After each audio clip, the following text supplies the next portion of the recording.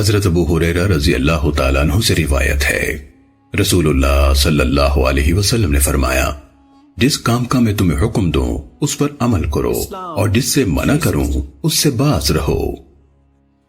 سنن ابن ماجہ حدیث نمبر 1۔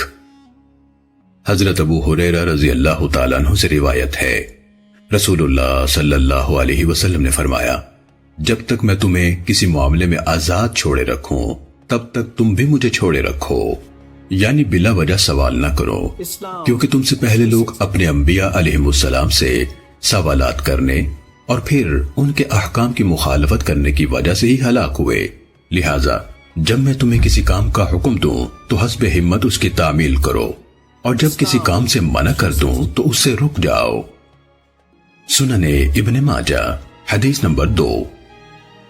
حضرت ابو ہریرہ رضی اللہ تعالیٰ عنہ سے روایت ہے، رسول اللہ صلی اللہ علیہ وسلم نے فرمایا، جس نے میری اطاعت کی اس نے اللہ کی اطاعت کی، اور جس نے میری نافرمانی کی اس نے اللہ کی نافرمانی کی۔ سنن ابن ماجہ حدیث نمبر 3۔